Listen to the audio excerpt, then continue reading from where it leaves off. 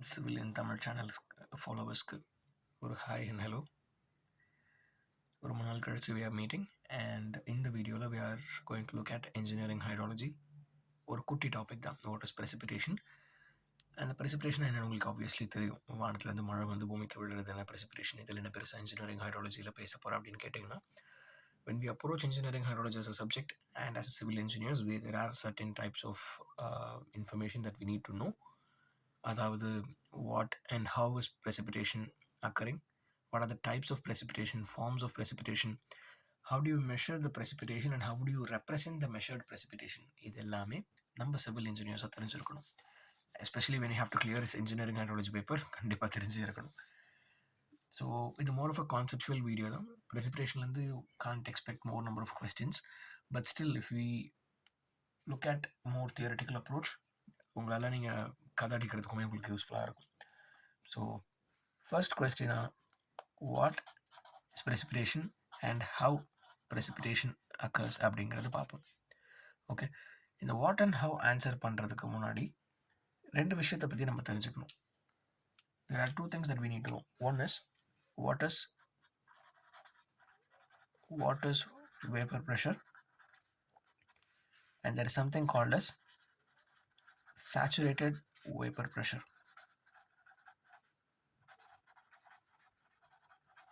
Okay, so there is something called as vapor pressure and there is something called as saturated vapor pressure. ரெண்டுத்துக்கும் என்ன வித்தியாசம், ரெண்டும் கேட்கறதுக்கு ஒரே மாதிரி தானே இருக்குது அப்படின்னு கேட்டிங்கன்னா, ரெண்டுத்துக்கும் கொஞ்சம் வித்தியாசம் இருக்குது.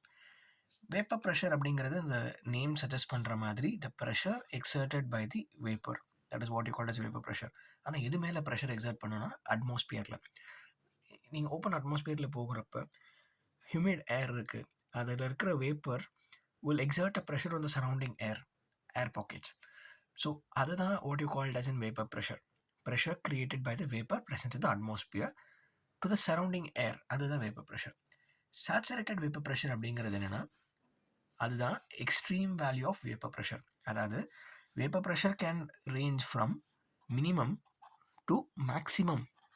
அந்த maximum தான் saturated vapor pressure. ஓகே, இப்போ அட்மாஸ்பியர்னால say for example 1 mm of mercury அந்த அளவுக்கு ப்ரெஷர் அதால் ஹேண்டில் பண்ணிக்க முடியும், வேப்பர் ப்ரெஷரை அதால் எடுத்துக்க முடியும் அப்படின்னா that is saturated vapour pressure. But இப்போது ஆக்சுவலாக என்ன இருக்குது, இப்போ ஆக்சுவலாக எனக்கு வந்து for example say 0.4 mm of mercury pressure தான் வந்து என்னோட அட்மாஸ்பியரில் இருக்குது அப்படின்னா that is my actual or minimum vapour ப்ரெஷர்னு சொல்லிக்கலாம். இதுதான் இப்போ ஆக்சுவலாக இந்த வேப்பர் ப்ரெஷர் தான் இப்போ ஆக்சுவலாக இருக்குது. This is my actual vapour pressure. But என்னால் எவ்வளோ, என்னோட கெப்பாசிட்டி என்ன, ஹவு மச் ஐ கேன் ஹேண்டில்னு பார்த்தீங்கன்னா I can handle 1 mm of mercury, அந்த அளவுக்கு என்னால் ஹேண்டில் பண்ணிக்க முடியும். So this is my saturated vapour pressure. Saturated vapour pressure. Okay, இப்போ இந்த சேச்சுரேட்டட் வேப்பர் ப்ரெஷருக்கும் ஆக்சுவல் வேப்பர் ப்ரெஷருக்கும் எனக்கு வந்து 0.6 mm ஆஃப் மெர்க்குரி டிஃப்ரென்ஸ் இருக்குது இன் ப்ரெஷர், ரைட். இந்த 0.6 mm of mercury vapour pressure difference இருக்குல்ல, இதுதான் what I called as saturation deficit. நீ நான் இப்போ precipitation சொல்லிட்டு எதை பற்றி பேசிகிட்டு இருக்க அப்படின்னு கேட்டிங்கன்னா I'll tell you. இது இப்போ நான் சொன்ன விஷயத்தையே ஒரு கிராஃபில் நான் ரெப்ரசென்ட் பண்ணுறேன் அப்படின்னு வச்சுக்கோங்களேன், you will get much clarity. in my x-axis I plot temperature and in y-axis say I plot my saturated vapor pressure. How will the graph looks like அப்படின்னு பார்த்தீங்கன்னா it will be something like this. Okay, இப்போ let me plot 2 points. Let this be my saturated vapor pressure, rho s, Greek alphabet rho s. Let this be actual vapor pressure, rho suffix a. இப்போ நான் அங்கே எடுத்துகிட்ட example தான் சொல்கிறேன். let this be 1 mm of mercury pressure and let this point be 0.4 mm of mercury எடுத்திருக்கேன்னா. Okay, இப்போ இது ரெண்டுத்துக்கும் இருக்கிற difference தான் சேச்சுரேஷன் டெஃபிசிட் 0.6 mm. ஓகே, இப்போ நீ இதையே இதுவாக பேசிகிட்டு இருக்க அப்படின்னு கேட்டிங்கன்னா, ஃபார் எக்ஸாம்பிள் 1 mm என்னால் சேச்சுரேஷனாக வச்சுக்க முடியும். But I actually have 0.4 mm only. இப்போது என்னுடைய saturation vapour pressure is greater then my actual vapour pressure. அப்படின்னா என்ன நடக்கும் அப்படின்னு பார்த்தீங்கன்னா எவாப்பரேஷன் நடக்கும். Okay, I will write it clearly. இன்னும் சொல்ல போனால் இப்போ என்னோடய ஆக்சுவல் வேப்பர் ப்ரெஷர் இங்கே 0.4 தான். பட் என்னோடய சேச்சுரேட்டட் வேப்பர் ப்ரெஷர் எனக்கு 1 இருக்குது. ஐ கேன் ஹேண்டில். இன்னும் எனக்கு 0.6 mm மெர்க்குரி அளவுக்கு ப்ரெஷர் இருந்துச்சுன்னா ஐ can handle. Atmosphere can handle. So அப்படின்னா என்ன நடக்கும்னா எவாப்பரேஷன் நடக்கும். இதால் இன்னும் இமேஜின் பண்ணிக்கணும்னா, இப்போ ஒரு க்ளவுட் இருக்குன்னா க்ளவுட்னால் 1 mm வரைக்கும் ப்ரெஷர் என்னால் எடுத்துக்க முடியும். பட் இப்போதைக்கு க்ளவுட் கிட்ட 0.4 தான் இருக்குது. இப்போதைக்கு ஐ ஹேவ் 0.4. ஸோ இப்போ கிரவுண்ட் இங்கே இருக்குது அப்படின்னு வச்சுக்கோங்களேன். கிரவுண்ட்லேருந்து எவாப்பரேஷன் அதிகமாக நடக்க ஆரம்பிக்கும். அதிகமாக நடந்து இப்போது இந்த 0.4 1 ஆகிற வரைக்கும் அது எவாப்பரேஷன் நடந்துக்கிட்டே இருக்கும். இந்த 0.4 unless and until it becomes 1 mm இவ்வளோதான் அதால் ஹேண்டில் பண்ணிக்க முடியும். அது வரைக்கும் எவாப்பரேஷன் நடக்கும். இப்போ 1 mm தான்ப்பா என்கிட்ட இருக்குது. 1 mm தான் இருக்குது. அதாவது சேச்சுரேட்டட் வேப்பர் ப்ரெஷர் 1 mm, அதுவும் என்னோட ஆக்சுவல் வேப்பர் ப்ரெஷரும் 1 mm அப்படின்னா கண்டென்சேஷன் நடக்கும். எவாப்பரேஷன் நடந்து முடிஞ்சிடுச்சு. இதுக்கப்புறம் என்னால் வேப்பர் ப்ரெஷரை ஹேண்டில் பண்ணிக்க முடியாது.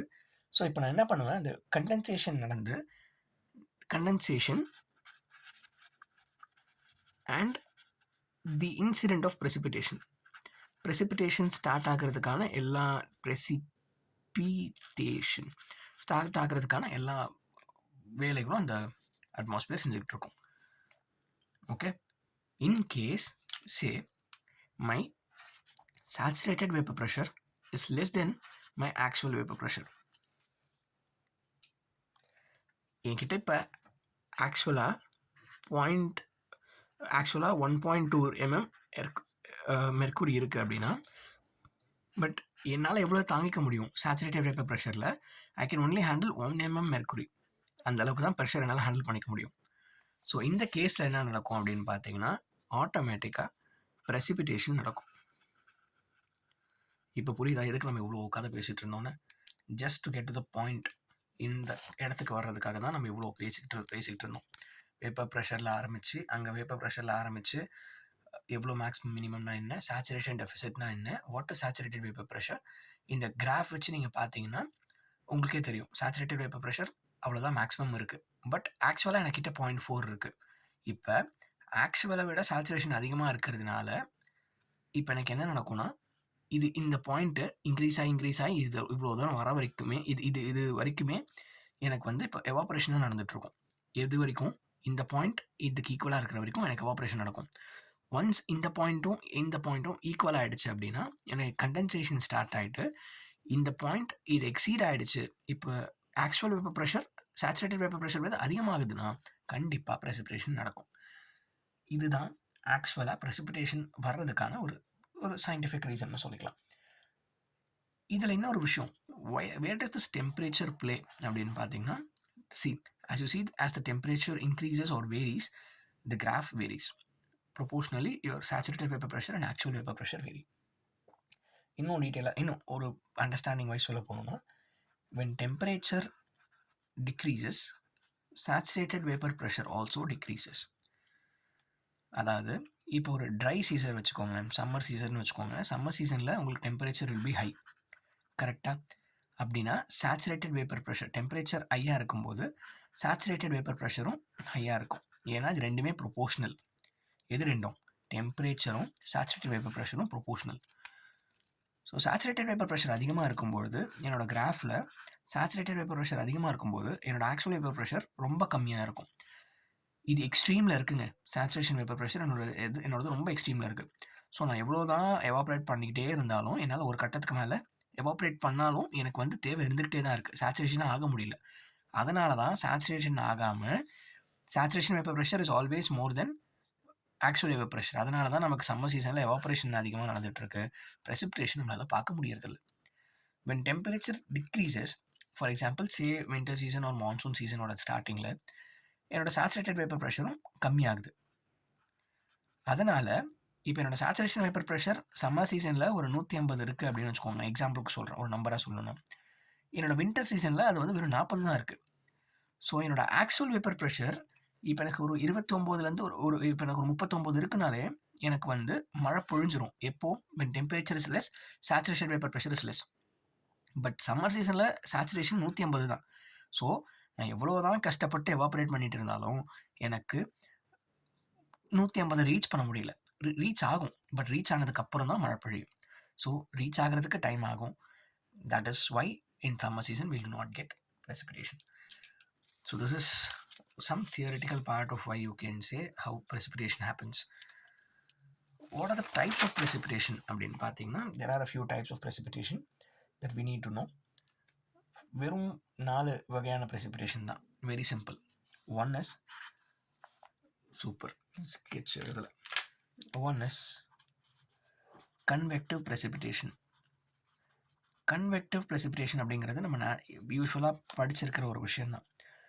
For example, if this is my ground level, என்னோடய சன் இங்கே இருக்குது அப்படின்னா, சன்னை ரொம்ப அழகாக வரைகிறேன். சன்லேருந்து வரக்கூடிய ஹீட் கிரவுண்டை ஹீட் பண்ணுது. கிரவுண்டுக்கு மேலே இருக்கக்கூடிய ஏர், இங்கே இருக்கிற சரௌண்டிங் ஏர் கிரவுண்ட் ஹீட் ஆகிறதுனால ஹீட் ஆகி, கண்டிப்பாக உங்களுக்கே தெரியும், வார்ம் ஏர் ரைசஸ். அது இயற்கை. வார்ம் ஏர் ரைசஸ், மேலே போய் கூலாகி இட் ஃபார்ம்ஸ் கிளவுட், அங்கேருந்து நமக்கு மழை வருது. This is convective precipitation. சன்னால் கிரவுண்ட் ஹீட் ஆகி கிரவுண்ட் மேலே இருக்கிற ஏர் ஹீட் ஆகி வார்ம் ஏர் ரைசஸ். கரெக்டாக?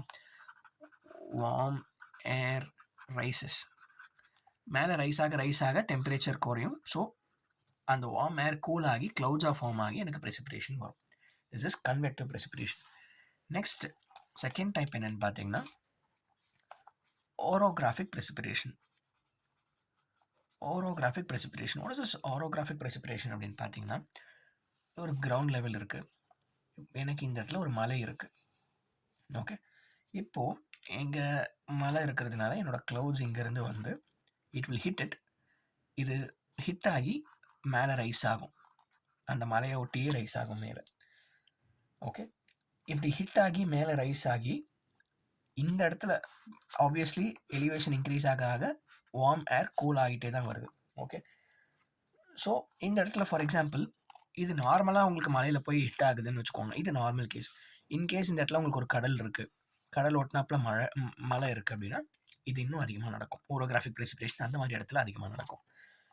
ஸோ இங்கேருந்து மாய்ஸ்சர் அதிகமாக இருக்கக்கூடிய ஏர் மவுண்டன்ஸை ஹிட் பண்ணி it will rise up and மேலே போக போக கூலாகி இட் வில் precipitate. மலையோட இந்த சைடில் precipitation அதிகமாக நடக்கும். க்ளவுட்ஸ் இந்த சைடு மூவ் ஆகி போக போக எனக்கு இந்த சைடு வெறும் ட்ரை ஏர் மட்டும்தான் கிடைக்கும். ஓகே, ஸோ இதை மேலே ஹிட் ஆகி மேலே போக போகவே மழை பொழிஞ்சு இந்த சைடு வரும்போது ட்ரையாகவே இருக்கும். இந்த ஜோனை தான், அதுக்காக தான் இந்த ஜோன் எல்லோரும் என்ன சொல்லுவாங்கன்னா ரெயின் ஷேடோ ஜோன்னு சொல்லுவாங்க. ரெயின் ஷேடோ ஜோன்னு சொல்லுவாங்க. இது இன்னும் நம்ம சொல்லணும்னா, this is your windward side, and this is your leeward side. And precipitation இந்த மாதிரி மலைகளில் பட்டு ஒரு இயற்கையினால் இந்த மாதிரி ஆகிறது. That is orographic precipitation. Okay, next thing is cyclonic precipitation. நான் cyclonic precipitation இங்கே எழுதுறேன், உங்களுக்கு நான் அதை கம்பேர் பண்ணுறதுக்கு ஈஸியாக இருக்கும். cyclonic precipitation என்ன அப்படின்னு பார்த்தீங்கன்னா, சைக்ளோன் எதனால் உருவாகுது? It's very obvious. இப்போ வந்து எனக்கு ஹை ப்ரெஷர் இருக்குது and high pressure zone, and here this is low pressure zone. So obviously air will come from high pressure to low pressure, இல்லைங்களா? அந்த மாதிரி இங்கே வருது, ஹை ப்ரெஷர்லேருந்து லோ ப்ரெஷருக்கு. அது வர்ற வழியிலேயே ஏதாவது ஒரு ரீசன்னால it gets a swell. Okay, இப்படி ஸ்டார்ட் ஆகிறது தான் சைக்ளோன். இதுதான் அந்த சைக்ளோன். ஸோ இந்த கிளவுட்ஸ் ஏர் லோ ப்ரெஷர் ஜோன்ஸை ஏர் ஃபில்அப் பண்ணி and to some reason if they swell அது ரைஸ் ஆகும், பொறுமையாக அந்த மாதிரி மேலே ரைஸ் ஆகும். ரைஸ் ஆகிறப்பயே அது கூல் ஆகி it will cause precipitation. That is what you call cyclonic precipitation. அதனால தான் புயல் உருவாகும் பொழுது இந்த cyclones வரும்பொழுது we'll get heavy rain. And also one more thing, and the eye of the cyclone is always calm. Okay, that is what you call as an eye of the cyclone. இது cyclone ப்ரெசிபிடேஷனில் நம்ம notable point ஒரு விஷயம் இருக்குங்க. என்னன்னு பார்த்தீங்கன்னா, southern hemisphere and northern hemisphere cyclone எப்படி இருக்கோ அதே மாதிரி there is something called as anti-cyclone.